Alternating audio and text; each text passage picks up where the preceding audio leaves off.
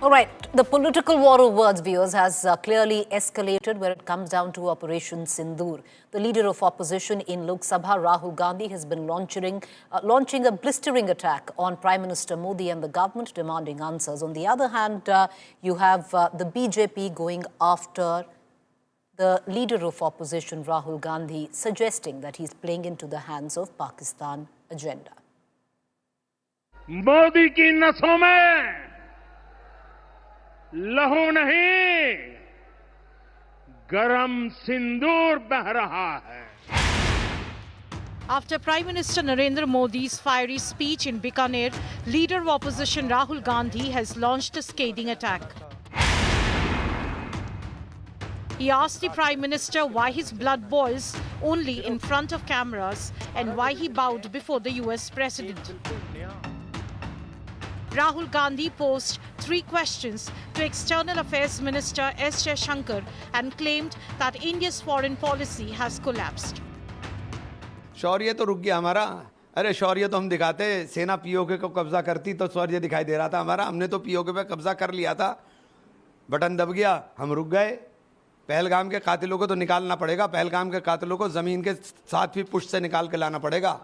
Trump के गुलाम है क्या हम, या देश ट्रंप का गुलाम है क्या कि ट्रंप वहां से बटन दबा रहा है और हम यहां पे काम करेंगे? क्यों? 11 मई को डीजीएमओ भी थे और एयर मार्शल भारती जी भी थे और उनसे ये सवाल हमारे देश के चौथे स्तंभ मीडिया ने पूछा. उन्होंने कहा, we are in a combat scenario. It is not prudent for us to answer that question. ये 11 मई की बात है.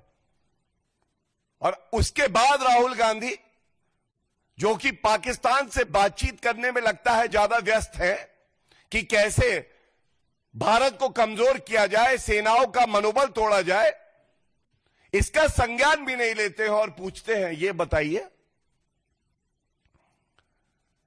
कितने फाइटर प्लेन भारत के गिरे हैं. सीज़फायर की पहली घोषणा.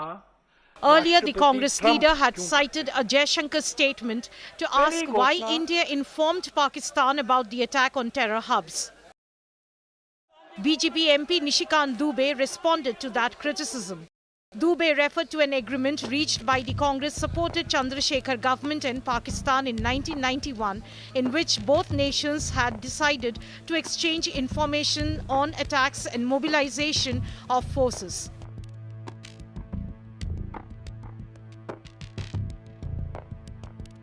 आपने तो हाथ काट के लिख दिया कि हमारी आर्मी कहाँ डिप्लॉय होगी, आपकी नेवी कहाँ डिप्लॉय होगी, आपका एयरफोर्स कैसे फंक्शन करेगा, वो कैसे एक्सरसाइज करेगा.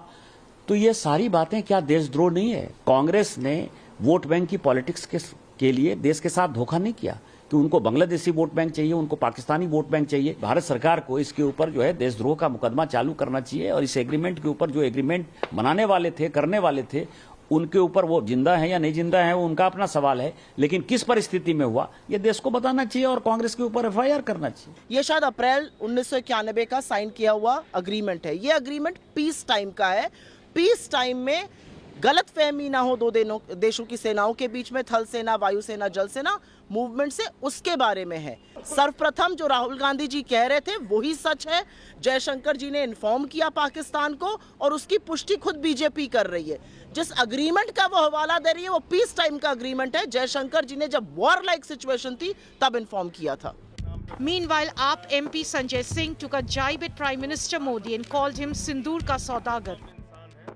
मोदी जी सेल्समैन है, वो भारत के प्रधानमंत्री नहीं है. आप मर जाइए, आपके नाम पे वोट मिल सकता है, वो उसको बेच लेंगे. तो प्रधानमंत्री नरेंद्र मोदी एक निर्मम इंसान है. वो मौत के नाम पे, वो हत्या के नाम पे, वो आतंकवाद के नाम पे, वो जवानों की मौत के नाम पे वोट लेना जानते हैं. तो वो सिंदूर के सौदागर हैं, सिंदूर के सेल्समैन हैं और ये बात आज उन्होंने साबित की है. The war of words between the opposition and government over India-Pakistan tensions has been escalating day by day. complete support. Congress President Mallikarjun Kharge this week claimed the centre is fighting a small war against Pakistan. And Congress General Secretary Jairam Ramesh called India's diplomatic outreach just a PR exercise. With Piyush Mishra and Mahima Singh, Bureau Report, India Today. All right, at the back of all that politics, the questions that we're asking this evening, Congress's charges justified or frivolous? Viewers, is this playing into Pakistan agenda, or is the opposition entitled to ask the questions it's asking? On the other hand, should the government clear the air on certain key questions that the Congress continues to pose? On the other hand, why so much skepticism about the Operation Sindoor and government's intent coming in from the principal opposition party? And ultimately, while we are putting out a united global diplomatic offensive domestically, who is winning the Operation Sindoor narrative? Let's take all these questions to our panelists this evening. Joining me, Rajat Sethi, political commentator. He's going to be with us in just a short while. Ashutosh, author, political analyst. Mahima Singh, national spokesperson, Congress. Gopal Krishna Agraal, national spokesperson, BJP. You know, Gopal Krishna Agraal, I'll come back to this one question that we've been asking in the last couple of days. It is the job of the principal opposition party to ask key pertinent questions of the government. It's doing exactly that. What's the big deal? And why can't the government really come clean and answer these questions instead of getting into rhetoric? No, we have to understand, Preeti ji, that opposition has every right to ask questions to the government. But once there is a reply on that questions, they should accept. The problem with the leading opposition party and their leaders is they are not accepting the answers which are being given to by the authorities, by the even foreign secretary has given and government sources. PIB has also given clarification that when again and again Rahul Gandhi ji is saying that as Jaishankar ji has preempted and given information to Pak, but there has been clarification that it was post the terrorist hideouts were attacked. It was after that that information was conveyed that we have not attacked the military installation, we have not attacked the civilian, but they are not accepting. The issue is they are not accepting. The army has, Air Force has clarified about the fighter planes, their decision, where the attacks has been taken. The issue is primarily this, that they are not accepting the answer about even this US president about that this is a bilateral discussion and we have decided between ourselves with Pakistan, it was initiated by Pakistan that the ceasefire should be there and India accepted it. But still they are saying they are accepting what Trump had said once. He has also clarified that I am not negotiated. But again, they are going to say the same question. So in case of Trump, ceasefire issue, in case of foreign ministry, in case of fighter jets and other things also they are questioning and again. So the thing is, what is their intention for not accepting the answers is the real question that we want to ask. Okay, so your time is up. I'll come back to you for the next set of questions. I want to bring in Mahima Singh from the Congress on this. Mahima Singh, your counterpart there, the BJP spokesperson, making it very clear that the Congress really is not looking at answers. They just want to whip up the rhetoric again and again because the answers have been delivered each time the Congress has asked them. You just don't want to accept it. Jai Hind, Preeti, it is quite frivolous. You see how the BJP spokespersons speak and they only amplify what the Prime Minister is saying time and again.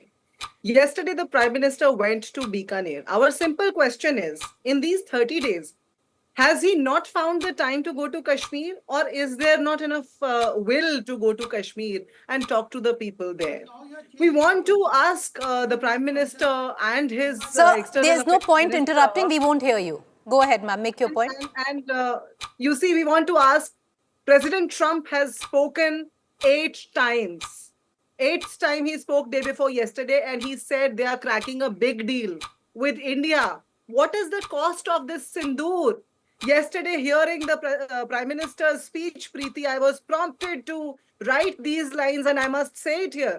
Modi के भाषण खोखले ही नहीं बल्कि ओछेपन से लबरेज हैं, सीना ठोकते हैं मगर नहीं है, सेना का नाम, शहीदों का नाम, सूनी कोख का जिक्र, अनाथ हो गए बच्चों की फिक्र, ये भाषण, ये नमकीन भाषण, जख्मों को हरा करते भाषण, माथे के सिंदूर को वोट में सिकोड़ते ये आदमखोर भाषण. Because you see, there is only one apparent beneficiary in this whole scenario.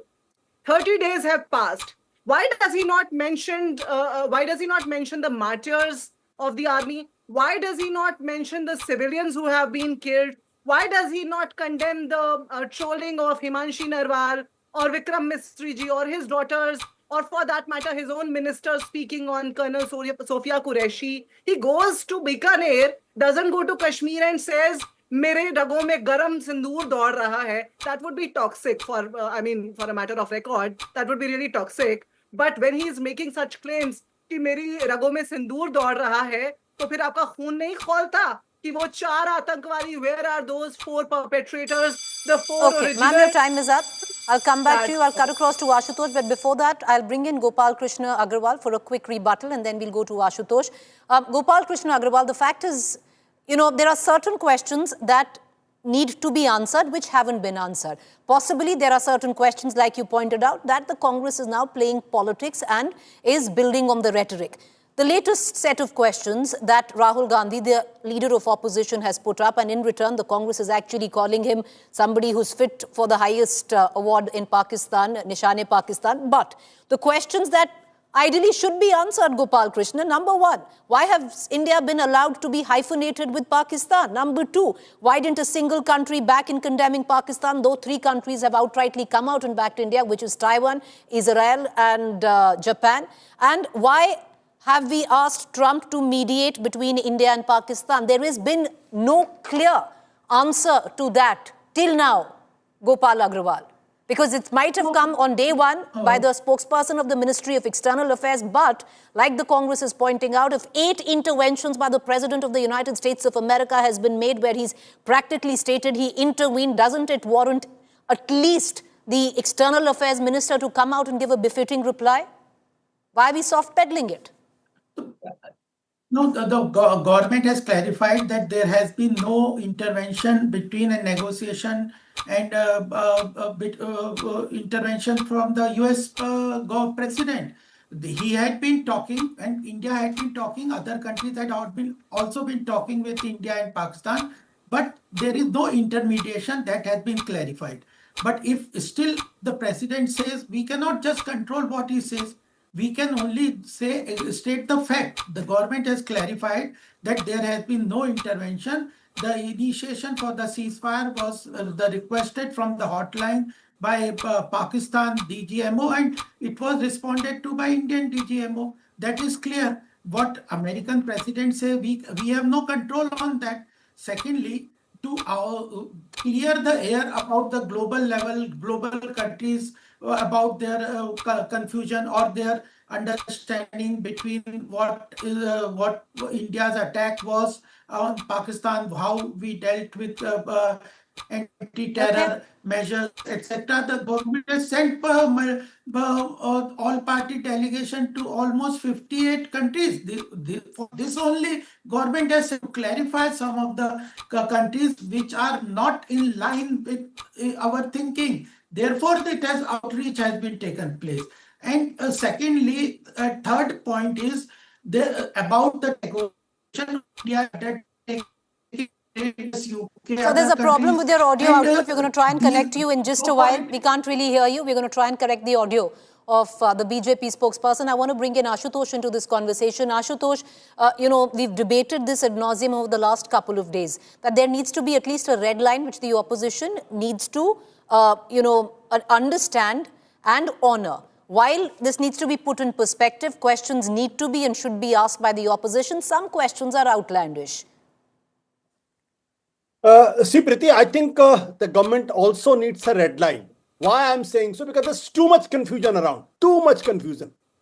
I was very, very, very patiently and very carefully listening to the Prime Minister's speech yesterday, and Prime Minister said, you know what?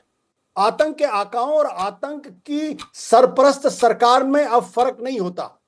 See, the Prime Minister is saying आतंक के आकाओं में और आतंक की सरपरस्त सरकार में फर्क नहीं होता. तो फिर जयशंकर जी क्यों पाकिस्तान की फौज को बता रहे थे कि भाई हम आपके ऊपर हमला नहीं कर रहे हैं, हम आतंकवादियों पे हमला कर रहे हैं? This line doesn't go. There is a total disconnect with what the Prime Minister is saying and what the government did during the Operation Sindoor. I think that needs to be clarified.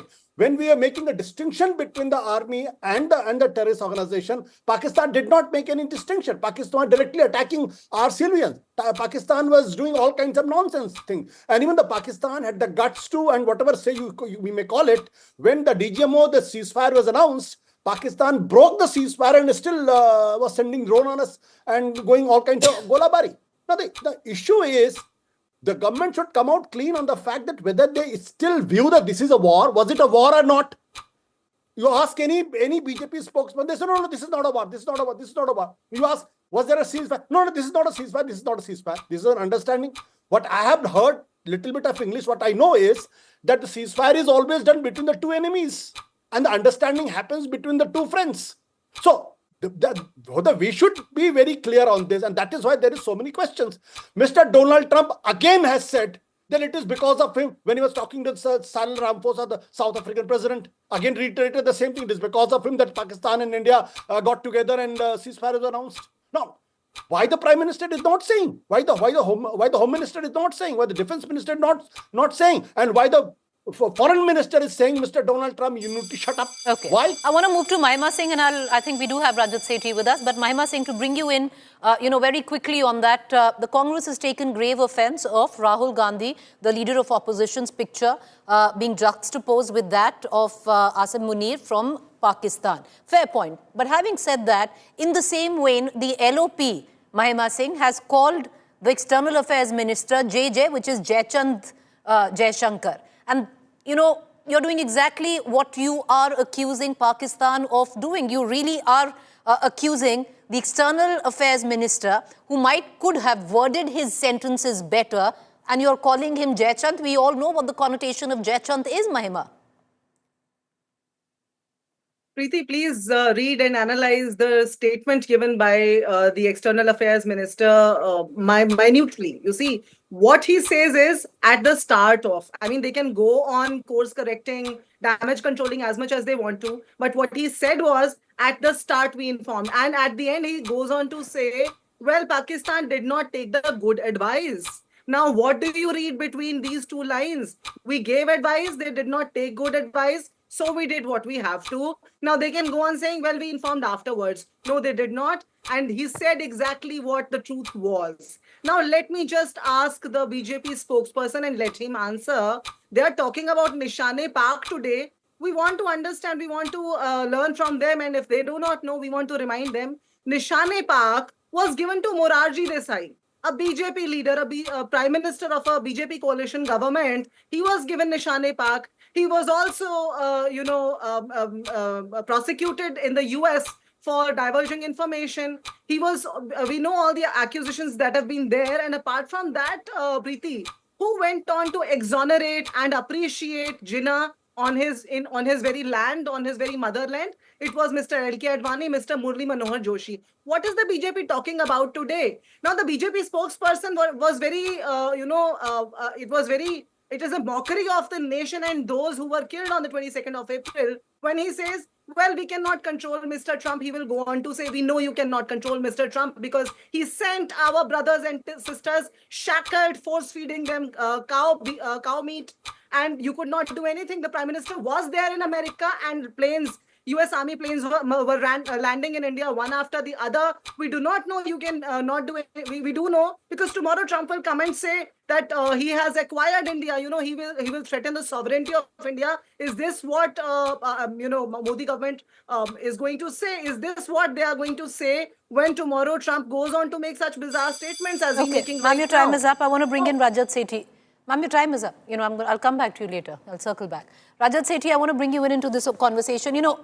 One can very well say that the Congress is playing into Pakistan agenda, but the Congress in itself, Rajat Sethi, and it's a conversation we've had before, is doing the job of the opposition. There are certain questions it might be going overboard with, but there are certain questions which definitely need answers, especially where the intervention of Donald Trump is concerned. We've had at best the Foreign Affairs Ministry spokesperson or the Foreign Secretary come out 8 times if an intervention is made by the President of America stating that they intervene. Doesn't it warrant at least the External Affairs Minister to come out and make a strong counterpoint? See, it's like, falling into those crosshairs. There's a with problem with Donald Rajat Trump. Sethi's output. I'll go back right now to the BJP spokesperson. Mr. Krishna, Gopal, Krishna Agraal, would you want to take the same question? Why should we be happy with the External Affairs Ministry spokesperson or the Foreign Secretary to come out and counter the President of America, who not once but now on multiple occasions has reiterated the same thing? Shouldn't it warrant a strong response by the Minister of External Affairs, sir?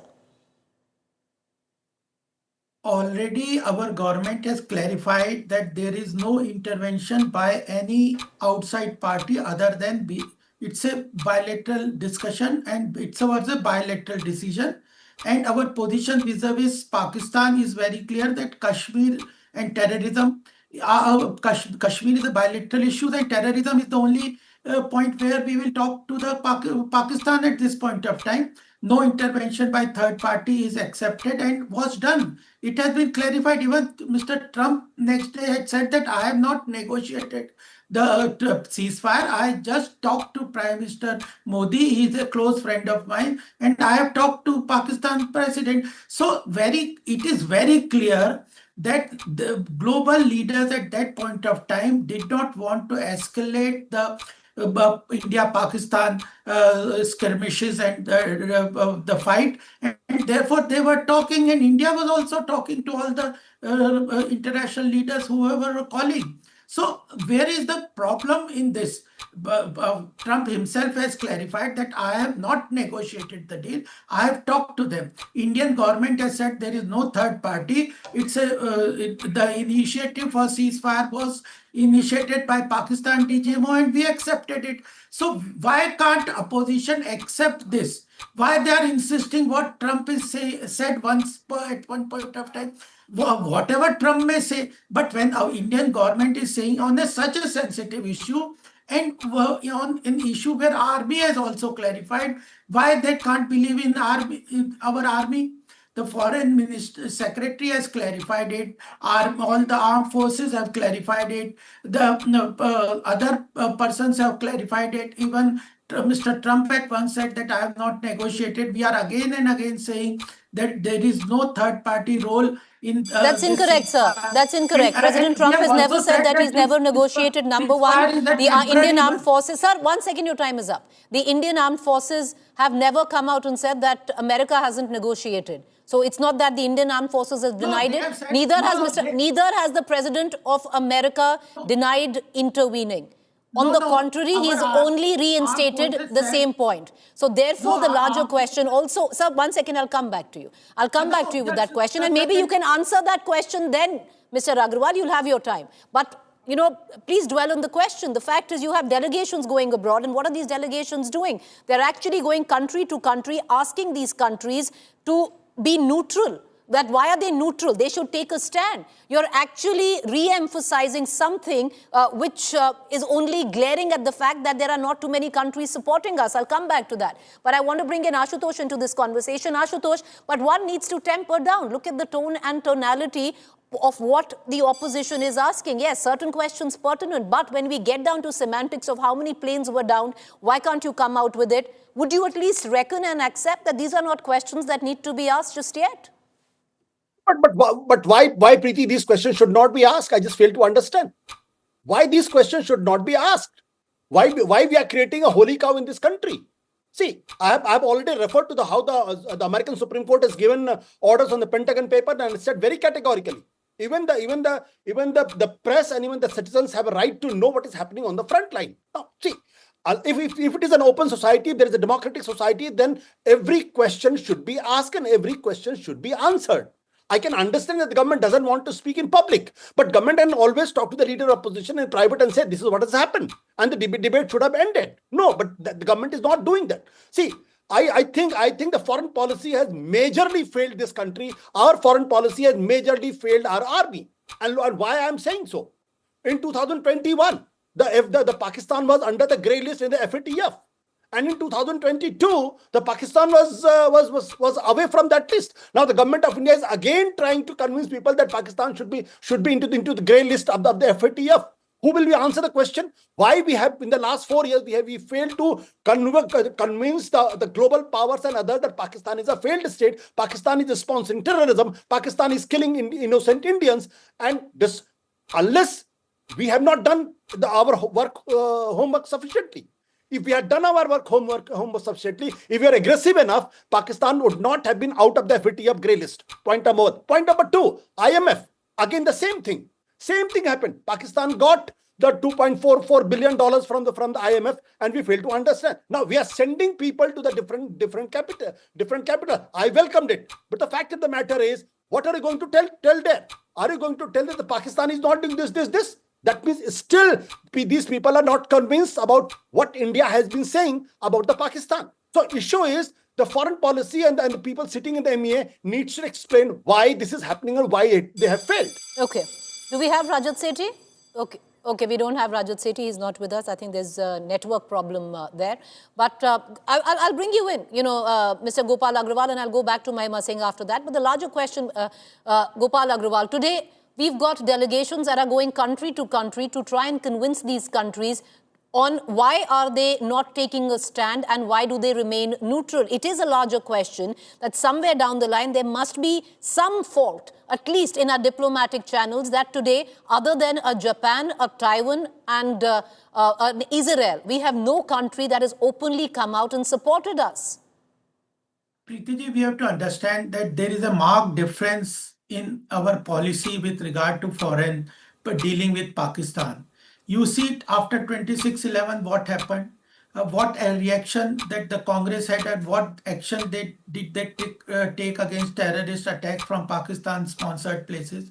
What did they do? But now you see there is a big change in how we dealt with Pakistan terrorist activity. There is a big change. The India's position now is a remarkably different when it was earlier. Even in Kashmir, Article 370 has been removed. So we have taken certain strong actions that has changed certain issues at the global level and between our relation with Pakistan also. Our response, our terrorist attack, response to terrorist attack, our position vis-a-vis removal of Article 370, they have created some kind of different narratives and different policies. So the response is, our response is... All right, so your time is up. I'll come back to you.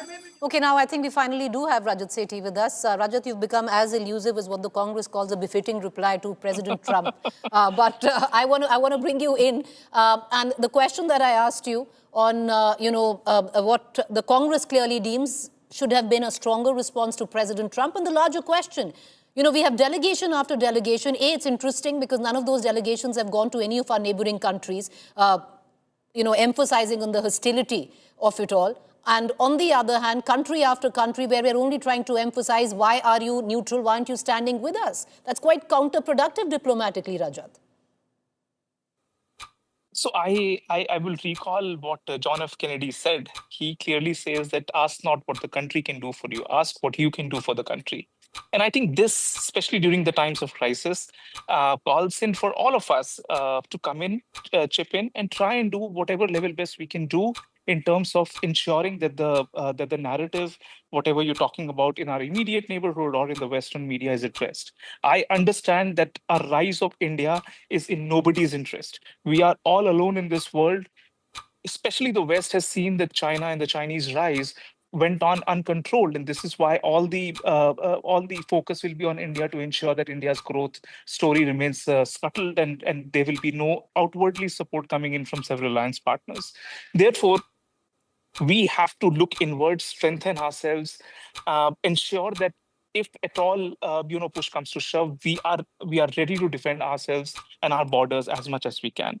Having said that, if I were Congress party, and I know there are 100 things that I will talk about BJP against, which didn't work out, but for Congress party, the limited point that I have to say is that, see, Rahul Gandhi, I mean, if I were in his shoes, I would have potentially said that, okay, government has failed. Let me be a bigger nationalist. Let me go out. Let me go to America. I have my connections there. I have my networks there. I will go and speak on behalf of my country and clear the air. My army has done a better job. Maybe my government hasn't done a good job. I'm going to fill in the gap and change the narrative. But look at what Congress party has done.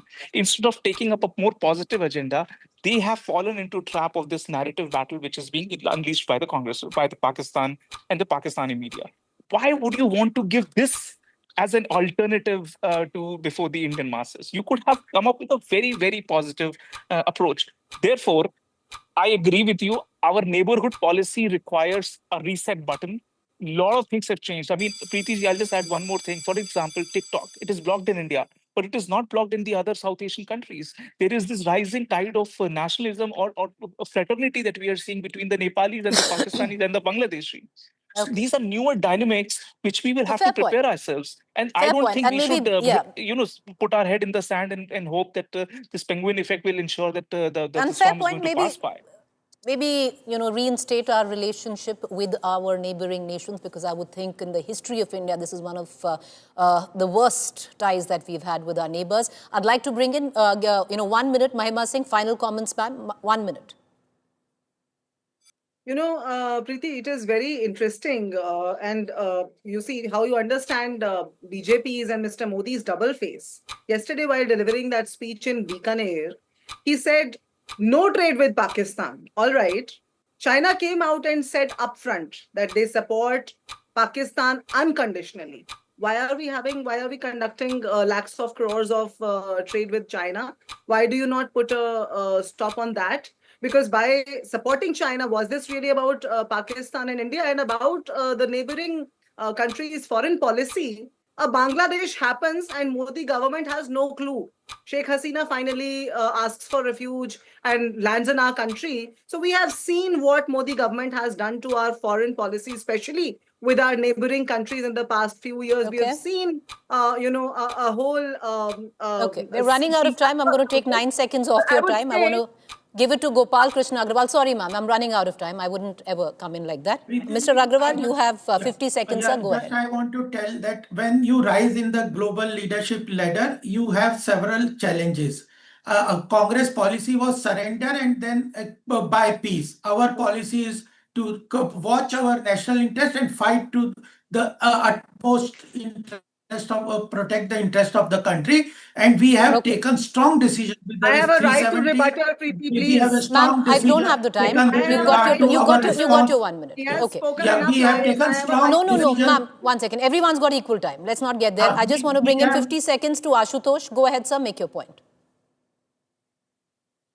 See, Preeti, I just fail to understand that why our co-panelist is saying India is all alone. Why?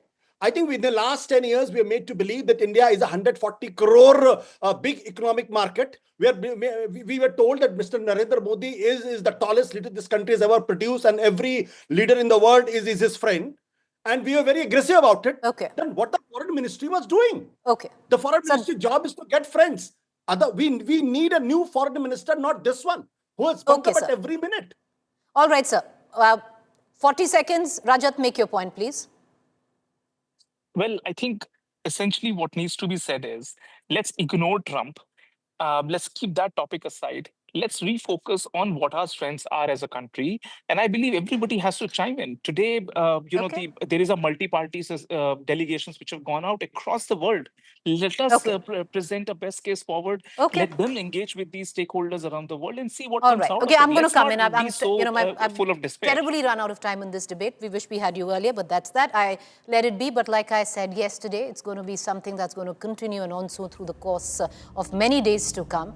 And it is one such debate that we had today. Well, the standoff continues. Questions continues to come from the opposition, the Congress, and till now at least, the government and the BJP stand is that this is Congress playing into Pakistan agenda. On the other hand, is the Congress just being responsible, asking questions that an opposition should? You decide out there. Our viewers. Maternity leave, vital part of women's reproductive rights.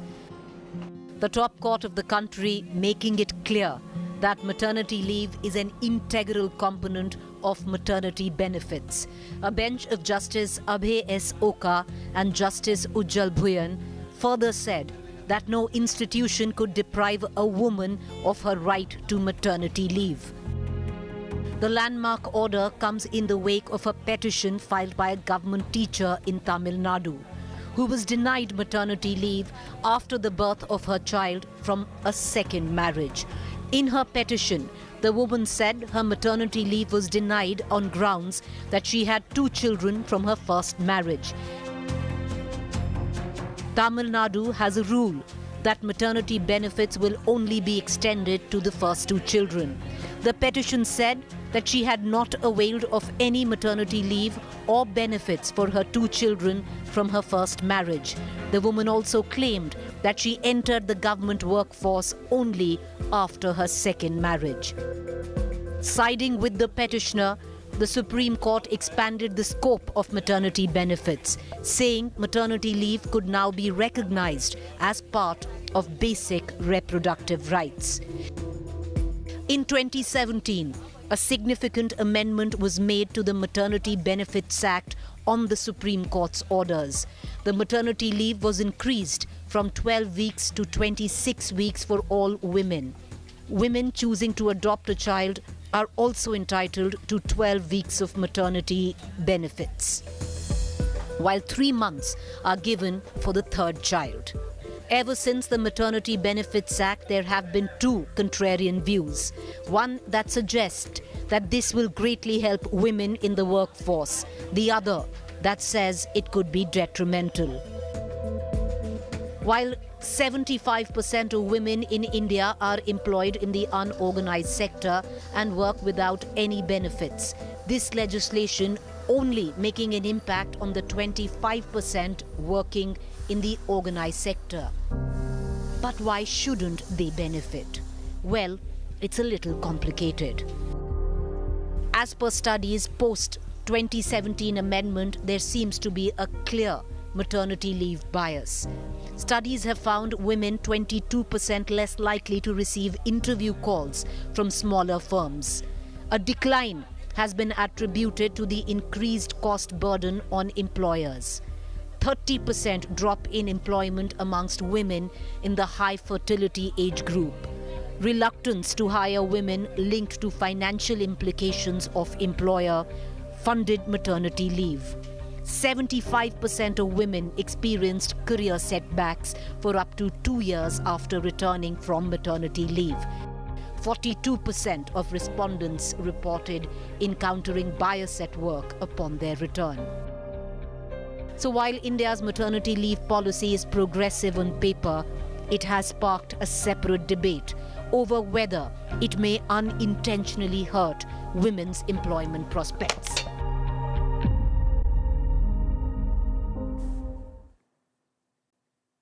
All right, getting in quick comments from Lalita Kumara Mangalam, former chairperson, NCW, as well as Brinda Adige, women rights activist. I want to cut across to Ms. Kumara Mangalam first.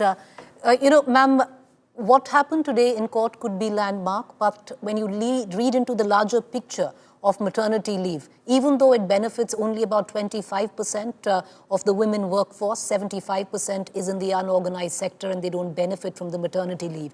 Big question was, why shouldn't this 25% benefit? But ever since 2017, since, we adopted the new policy, Ms. Kumara Mangalam, if you look at just data, it's actually proven to be detrimental to women. Look, unfortunately, we still live in a very patriarchal society, Preeti. And today I agree with the Supreme Court. It's not that I always agree with their judgments. You know me, I question things if I don't agree with it. But here it is the basic right of a woman, basic reproductive right of a woman to avail of maternity leave, especially when there is an act of parliament which says, a law that says the government has to give, or any company has to give a woman maternity leave if she asks for it. In Tamil Nadu, apparently, they say that they will give, and I think the 2017 amendment also says for the third child, 3 months.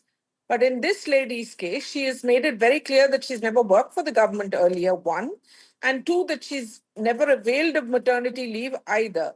Now, beyond the point, I mean, I agree that population explosion is a problem and all the rest of that, but that aside, it should not impinge on any individual's right to take maternity leave.